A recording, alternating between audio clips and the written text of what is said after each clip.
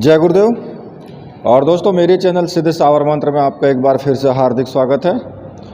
और देखिए, आज मैं आपके सामने जो साधना लेकर के आया हूँ वो साधना वास्तव में ही बहुत अच्छी साधना है, क्योंकि मुझसे कमेंट करके बार बार कहा भी जा रहा था कि साधना दीजिए, योगिनी साधना दीजिए।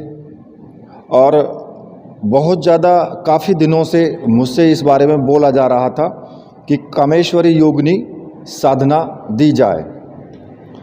तो देखिए, ये वीडियो आपके लिए बहुत महत्वपूर्ण है, क्योंकि योगिनी साधना अपने आप में बहुत ही महत्वपूर्ण साधना होती है।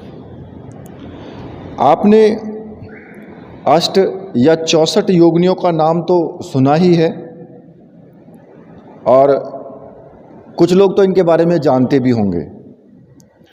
दरअसल में क्या होता है कि ये जितनी भी योगिनियाँ हैं वो आदि शक्ति माँ काली का अवतार ही हैं, क्योंकि जो घोर नामक एक दैत्य था उसके साथ युद्ध करते समय माता ने ये सारे अवतार लिए थे। और मानने के लिए तो ये भी माना जाता है कि माता पार्वती की ये सब सखियां हैं। और 64 जो देवियां हैं, जो 64 योगिनी हैं, उनमें से 10 महाविद्याएं और सिद्ध विद्याओं की भी गणना की जाती है इनमें। ठीक है, ये सभी आद्य शक्ति जो काली है उसके भिन्न भिन्न अवतारी रूप के अंश हैं ये। और जो सारी योगिनियाँ हैं, कुछ लोग तो कहने के लिए ये भी बोलते हैं कि सारी योगिनियों का जो संबंध है वो काली कुल से ही है। और जितनी भी तंत्र शास्त्र हैं या फिर योग विद्याएं हैं, उनसे इनका घनिष्ठ संबंध है, क्योंकि जो जितनी भी योगिनियाँ हैं वो अलौकिक शक्तियों से संपन्न होती हैं। जैसे कि इंद्रजाल हो गया, जादू, वशीकरण, मारण, स्तंभन, इस प्रकार के जितने भी कर्म हैं ये सब इनकी कृपा से ही संभव हो पाते हैं। और इनमें मुख्य रूप से तो 8 योगिनियाँ जो होती हैं वो मुख्य रूप से होती हैं। उनके नाम मैं आपको बता देता हूँ। सुरसुंदरी योगिनी, मनोहरा योगिनी, कनकावती, कामेश्वरी योगिनी, रति सुंदरी योगिनी, पद्मिनी योगिनी, नितनी योगिनी और मधुमती योगिनी। ये 8 योगिनियाँ मुख्य रूप से होती हैं। वैसे तो जो 64 योगिनी होती हैं वो मैं उनके नाम भी आपको बता देता हूँ। देखिए, बहुरूप होती है तारा, जो तारा योगिनी ही है, जिसके विषय में मैंने एक अपने गुरु भाई का ही एक अनुभव डाला था, जिसमें उन्होंने उनको प्रेमिका रूप में सिद्ध किया था।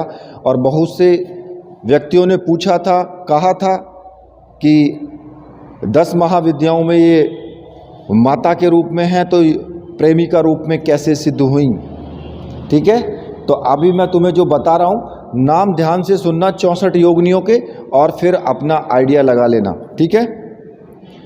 बहुरूपा तारा, नर्मदा, यमुना, शांति, वारुणी, क्षेमकरी, ऐन्द्री, वराही, रणवीरा, वानरमुखी, वैष्णवी, कालरात्रि, वज्ररूपा, चर्चिका, बेतली, छन्नमस्तिका, वृषवाहन, ज्वालाकामिनी, घटवार, कराकाली, सरस्वती, विरूपा, कौवेरी, भालुका, नारसिंगी, बिरजा, विक्ताना, महालक्ष्मी, कौमारी, महामाया, रति, करकरी, स्पर्शा, यक्षिणी, विनायकी, विंध्यवासिनी, वीर कुमारी, महेश्वरी, अंबिका, कामनी, घटावरी, स्तुति,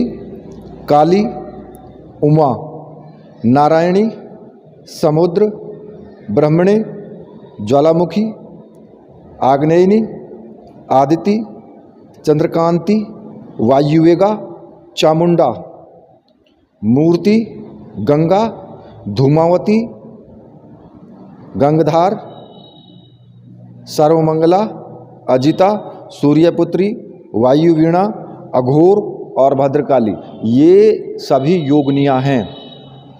अब आप खुद अंदाज़ा लगा सकते हैं, क्योंकि योगनीय की जो साधना है वो माता के रूप में की जा सकती हैं, बहन के रूप में की जा सकती हैं, प्रेमी का रूप में भी की जा सकती हैं और सखी के रूप में या मित्र के रूप में भी की जा सकती हैं ये साधनाएं। तो मुझे बताने की आवश्यकता तो नहीं रह गई कि जो तारा की साधना की थी और प्रेमी का रूप में की थी, उनको जो सिद्ध हुई थी वो ऐसे कैसे हो गया। तो फिलहाल में जिन लोगों का ये भ्रम था वो मेरे विचार से दूर हो गया होगा। देखिए, जो योगिनी साधनाएं होती हैं 60 कर्मों में मारण, मोहन, वशीकरण, उच्चाटन, शांति, ये सभी कर्म इन्हीं के द्वारा किए जाते हैं और ये ही इनमें सक्षम होती हैं, क्योंकि योगिनी का अर्थ होता है प्रचंड शक्ति, जिनके अंदर बहुत प्रचंड शक्ति होती है, जो कि वास्तव में ही बहुत तेजस्वी और योग विद्या के द्वारा संपूर्ण विद्या इनके द्वारा प्राप्त की जा सकती है। देखिए, जो योगिनी होती हैं, योगिनियों की साधना करने से आपका जो जितने भी रोग हैं, रोगों के से शरीर जो है निरोग होता है, हर प्रकार की कामना की पूर्ति होती है, धन, द्रव्य, काम, मोक्ष, सब प्रकार से योगिनी साधना एक आधार है जिसको कि प्रत्येक साधक को करनी ही चाहिए। चाहे किसी भी योगिनी की साधना करो, लेकिन योगिनी की साधना करनी चाहिए, क्योंकि ये जो साधना है ये आपका आगे का जो भविष्य है, आगे का जो रास्ता है, उसको प्रशस्त करती हैं। ये जो साधनाएं हैं, जो योगिनी साधना होती है। अब इसी में एक आती है कामेश्वरी योगिनी, ठीक है। तो जो कामेश्वरी योगिनी है वो साधना क्या है? कामेश्वरी का मतलब ये नहीं है कि अगर आप अंदाज़ा लगाएं कि काम यानी कि वासना, वासना से अंदाज़ा मत लगाना इसका, इससे इसका आधार बिल्कुल नहीं है। कामेश्वरी का मतलब होता है कि आपके सभी प्रकार के कार्यों को, जो आपके काम हैं, उनको आपके मन की इच्छा के अनुसार जो करती है वो कामेश्वरी योगिनी होती है, ठीक है। ये जो देवी है ये पुष्पों से सुसज्जित होती है और बिल्कुल एकदम चंद्रमा के समान काफ़ी उज्जवल है। और इस योगिनी की साधना करने से ये जो देवी है ये प्रसन्न होकर के ऐश्वर्य, भोग की सभी वस्तुएं प्रदान करती है और आपके सभी रुके हुए कार्य, धन, द्रव्य या फिर आपके व्यापार, घर में संपन्नता, हर प्रकार से आपके लिए सहायक होती है, ठीक है। भले ही ये साधना आपकी प्रत्यक्ष रूप से आप ना कर पाएं, लेकिन फिर भी आपको लाभ होगा ही होगा, क्योंकि अप्रत्यक्ष रूप से भी ये आपके मन की इच्छा के अनुसार कार्य करती हैं। अगर आपके अंदर आपकी इच्छा ये हुई है कि मुझे ये चीज़ प्राप्त होनी चाहिए या फिर मुझे ये चीज़ मिलनी चाहिए या मेरा ये काम हो जाना चाहिए, तो आपके उस काम को थोड़ा टाइम लगेगा, लेकिन काम आपका ज़रूर होगा, आपको वो सुविधाएं मिलेंगी। वो ये नहीं कहते कि तुरंत ही हो जाएगा, आपने सोचा और अगले दिन आपका काम हो गया। कई बार ऐसा होता है, लेकिन हर प्रकार के कार्य में आप ऐसा नहीं सोच सकते कि आपने सोचा और आपका काम हो गया, ठीक है। हर प्रकार का आपका जो शरीर है वो यौवन निरोग रहे, इसके लिए जो ये साधना है ये साधना की जाती है, ठीक है। अब जो कामेश्वरी योगिनी है उसकी जो साधना विधि है वो मैं आपको बता देता हूँ। देखिए, इस साधना को करने के लिए आपको मुख्य रूप से जो सामग्रियों की आवश्यकता होगी वो योगिनी यंत्र, योगिनी माला और एक रक्षा माला, जो कि मंत्र सिद्ध और प्राण प्रतिष्ठा युक्त होनी चाहिए। और अगर आपको ऐसी सामग्री चाहिए तो आप मुझे व्हाट्सएप कर सकते हैं। नंबर मैंने दिया है अपना, वहाँ से आप मुझे व्हाट्सएप करें और ये सामग्री आप प्राप्त कर सकते हैं। देखिए, कुछ लोगों का मानना क्या होता है कि जी आप साधना में सामग्री जैसे कि यंत्र हो गया, माला हो गया, ये आप क्यों रखते हैं। होता क्या है कि जो यंत्र होता है वो जो मंत्र सिद्ध होता है, प्राण प्रतिष्ठित होता है, साधना अगर आप उसको रख के उसका पूजन विधि विधान से करते हैं और उसको रख करके साधना करते हैं तो आपको बहुत जल्दी विशेष अनुभव प्राप्त होते हैं और जल्दी से आपकी साधना सिद्ध होती है, चाहे वो हो प्रत्यक्ष रूप से हो या अप्रत्यक्ष रूप से हो। मतलब कि आपको साधना में सफलता मिलनी शुरू हो जाती है। अब दूसरा वही माला का होता है, क्योंकि जिस माला से आप जाप करते हैं तो उसमें भी वो मंत्र सिद्ध प्राण प्रतिष्ठा युक्त होती है, तो उससे भी आप जाप करते हैं तो उससे भी आपको जल्दी तीव्र अनुभव प्राप्त होते हैं। तीसरा आपकी रक्षा माला होती है। रक्षा माला विशेष रक्षा मंत्रों से सिद्ध होती है, जिसके कारण आपकी जब साधना आप करते हैं तो आपको किसी भी प्रकार की कोई हानि नहीं होती, इसलिए रक्षा माला का इस्तेमाल किया जाता है। कई बार लोग कहते हैं जी रक्षा माला की आवश्यकता नहीं है। खैर देखिए, अगर आपने रक्षा मंत्र सिद्ध किया है तो रक्षा माला की आवश्यकता फिर भी होती है। क्यों होती है? हो सकता है कि आपने जो सिद्ध किया है वो पूर्ण रूप से सिद्ध ना हुआ हो, तो इसलिए उसमें रक्षा माला ले लें तो बहुत अच्छी बात है। रक्षा माला गले में रखें, भले ही आप अपना रक्षा जो घेरा है वो भी आप बना करके रखें तो कोई दिक्कत नहीं होती है। और दूसरा, इसमें रक्षा माला पहनकर करना उचित है, क्योंकि जो योगिनी साधना है, योगिनी साधना में कोई दूसरी जो बाहरी चीज़ें होती हैं वो ज़्यादा इंटरफेयर इसमें नहीं करती हैं, जैसे कि भूत प्रेत, ये सब उनके गण होते हैं, अनुभव आएंगे धीरे से निकल जाएंगे। ठीक है, तो मुख्य रूप से इसमें जो सामग्रियों की आवश्यकता होगी मैंने आपको बता दी है, उनको लेकर के करें।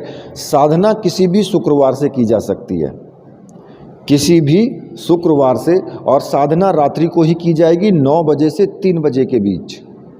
ठीक है, क्योंकि ये जितनी भी साधनाएं होती हैं, अप्सरा साधना, योगिनी, यक्षिणी, किन्नरी साधना या फिर दूसरी ओर जो साधनाएं हैं, ये इस प्रकार की साधनाएं रात्रि में ही होती हैं और इनके अनुभव भी आपको रात्रि में ही प्राप्त होते हैं और तीव्रता के साथ आते हैं।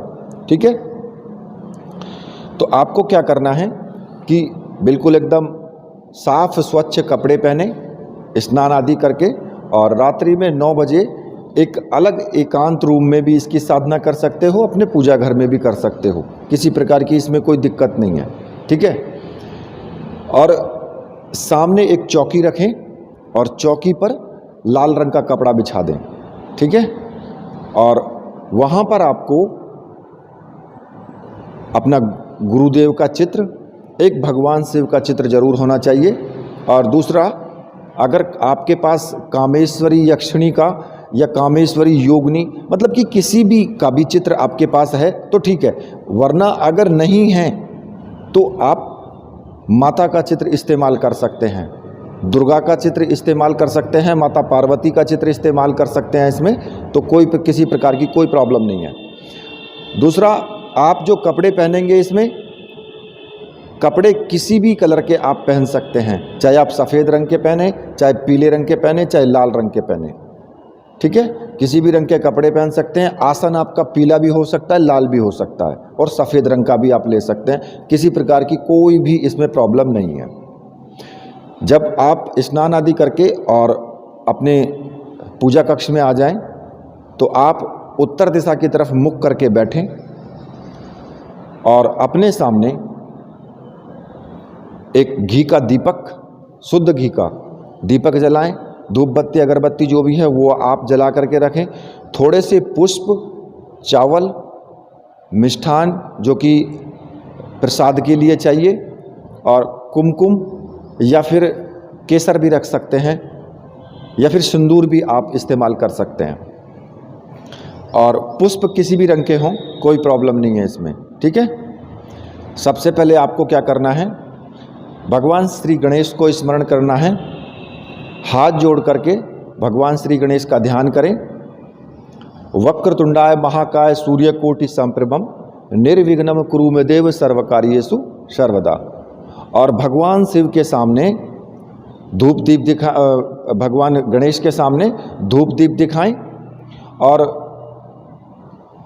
प्रसाद रखें, थोड़ा सा पुष्प टीका लगाएं, एक छोटा सा पूजन करें और उनके किसी भी मंत्र का आप जाप कर सकते हैं। एक माला का जाप जरूर करें, जैसे कि वक्रतुंडाय हुम, इस मंत्र का आप जाप कर सकते हैं।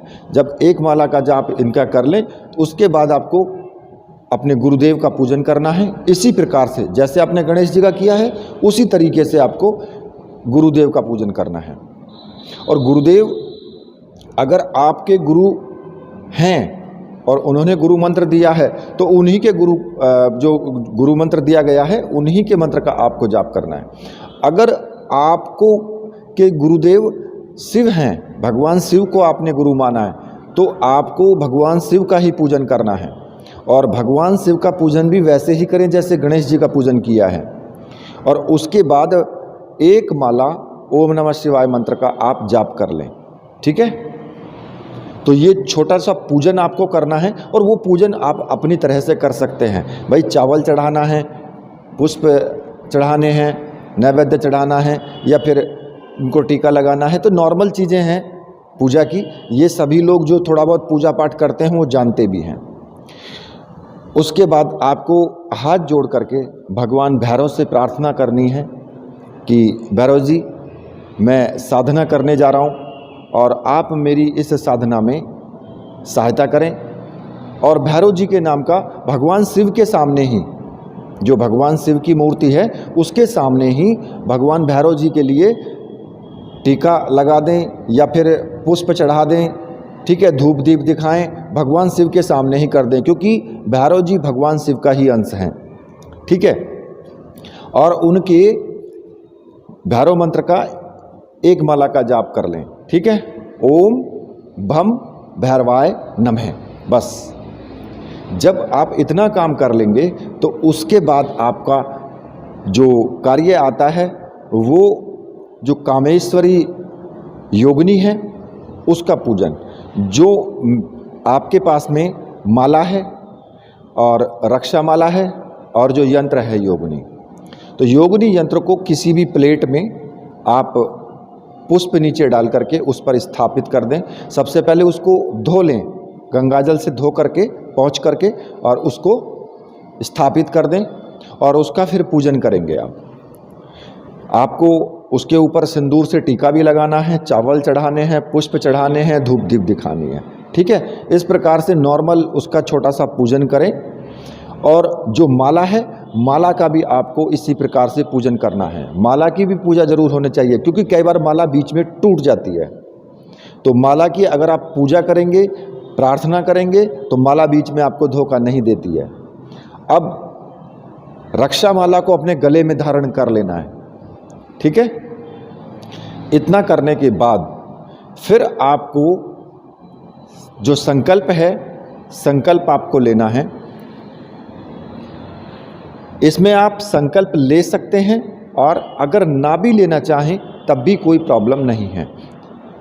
संकल्प में आपको लेना है कि मैं अमुक, अपना नाम बोलें, अपने पिता का नाम, कामेश्वरी योगिनी की साधना माता के रूप में, बहन के रूप में या प्रेमिका रूप में या फिर मित्र के रूप में करने जा रहा हूँ और कामेश्वरी योगिनी प्रकट हो करके मुझे आशीर्वाद दें। ठीक है, इतना कह करके ज़मीन पर जल को छोड़ देना है। अगर आप साधना करते हैं और आपने संकल्प लिया है तो इस प्रकार से लें। अगर संकल्प नहीं भी लेंगे और साधना आप शुरू कर देते हैं तो तब भी कोई प्रॉब्लम नहीं है। फिर भी आपको उसी प्रकार से भाव आपके जो होंगे उसी के अनुसार आपको साधना से दोगी, जो आपके भाव होंगे। अगर भाव आपका है कि मित्र रूप में है तो आपको उसी रूप में आपकी साधना सिद्ध होगी, और अगर प्रेमिका रूप में या माता के रूप में हैं तो उसी रूप में आपकी साधना सिद्ध होगी। अब आगे बारी आती है कि आपको जो मंत्र जाप करना है, माला उठाएंगे, ठीक है, और जो सुमेरु है, सुमेरु को अपने माथे से लगा करके उसको नमस्कार करेंगे सबसे पहले, क्योंकि सुमेरु को नमस्कार करना बहुत ज़रूरी होता है। सुमेरु एक ऐसी चीज़ होती है, ऐसा पर्वत होता है जिसको लांघा नहीं जाता है, माला फेरते टाइम भी। और फिर आपको 21 माला का जाप करना है कामेश्वरी योगिनी के मंत्र का, ठीक है। और जो मंत्र है, मंत्र इस प्रकार से है, ओम ह्रीम आगच्छ कामेश्वरी स्वाहा। छोटा सा मंत्र है, ज़्यादा से ज़्यादा 1 घंटे का टाइम लगेगा, इससे ज़्यादा का टाइम आपको नहीं लगेगा इसमें साधना में। 21 माला 11 दिन तक आपको करनी है, ठीक है। इस बीच अगर आपको किसी भी प्रकार के अनुभव होते हैं तो आप किसी को भी नहीं बताएंगे, यहाँ तक कि किसी को भी, ना किसी अपनी पत्नी को, ना मित्र को, ना ही आप गुरु को बताएंगे, ना ही आप मार्गदर्शक को बताएंगे, किसी को भी आप अपने अनुभव शेयर नहीं करेंगे। और साधना में एक समय भोजन करें, अगर हो सके तो पृथ्वी पर शयन करें, ठीक है। ब्रह्मचर्य व्रत का पालन आपको निरंतर करना है।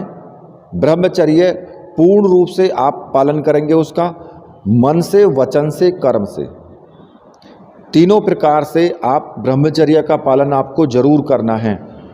जो यम नियम के सिद्धांत हैं, जैसे कि किसी के साथ बुरा ना करना, किसी के प्रति गलत ना सोचना, किसी स्त्री को देख करके उसके प्रति गलत ना सोचना, किसी के बारे में ये ना सोचना कि भाई मैं इसको धोखा दे दूं, इस तरीके से जो भी यम नियम के सिद्धांत हैं उनका पालन आपको करना है। और सात्विक भोजन आपको लेना है, जैसे कि मीट, अंडा, लहसुन, प्याज, ये 11 दिन तक आपको बिल्कुल भी नहीं खाने हैं। आप चाहें साधना को आगे भी बढ़ा सकते हैं। मान लिया कि आप करते हैं कि मुझे तो और आगे साधना करनी है, तो फिर आप साधना को आगे बढ़ा सकते हैं 11 दिन के बाद। जितना मर्जी आप साधना कर सकते हैं, जब तक आपके सामने योगिनी प्रकट होकर के आपको आशीर्वाद ना दे, तब तक भी आप साधना शुरू रख सकते हैं। और अगर आप साधना छोड़ना चाहते हैं बीच में, तो आप साधना को विसर्जित कर सकते हैं वहीं पर, कि मैं सिर्फ इतनी ही साधना आपकी कर सकता हूं और मुझे आप क्षमा करें, ठीक है। और जितनी आप साधना करोगे, मान लिया आपने 11 दिन की साधना की, तो मैं ये नहीं कहता कि भाई आपको तुरंत ही लाभ हो जाएगा, लेकिन आपको आने वाले टाइम में हर प्रकार से लाभ होगा। जो भी आपके अंदर आपकी मनोकामनाएं हैं, वो सारी मनोकामनाएं आपकी पूर्ण होंगी, ठीक है। और मान लिया आती है बात आपके अनुभव की, तो ऐसा जो अप्सरा साधना में आपके साथ में अनुभव होते हैं, वही इसमें भी होंगे। घुंघरू की आवाज़ आना भी आ जाएगी, कोई कमरे के अंदर प्रवेश किया है किसी ने, वो भी आपको लगेगा। किसी भयानक आकृति का सामने आना, ऐसा भी हो सकता है, लेकिन डरने की आवश्यकता नहीं है आपको, क्योंकि डरने की इसमें आवश्यकता इसलिए नहीं है कि आप उनकी पूजा कर रहे हो, आप उनको बुला रहे हो, आप उनका मान सम्मान कर रहे हो, तो वो आपको मारने नहीं आएंगी। सीधा सा मतलब है, मारेंगी तो है नहीं, होगा कुछ नहीं, सिर्फ आप डर ना जाएं, इसलिए थोड़ा धैर्य रखना, भाव से पूजा करना, एकाग्रता के साथ करना, तो आपको बहुत जल्दी सफलता मिलेगी और आपके सभी प्रकार के कार्य पूर्ण होंगे, ठीक है। तो ये साधना मैंने आपको बता दी है, पूर्ण रूप से बता दी है। इसमें कोई मीन में एक ना निकाले कि भाई ऐसा कर लूँ वैसा कर लूँ, जैसी बताइए वैसा ही करना। इसके साथ ही मैं वीडियो को यहीं पर समाप्त करता हूँ। तो मेरे साथ बोलिए, बोले वीर बजरंगबली हनुमान जी महाराज की जय, बोले मेरे परमहंस गुरुदेव की जय।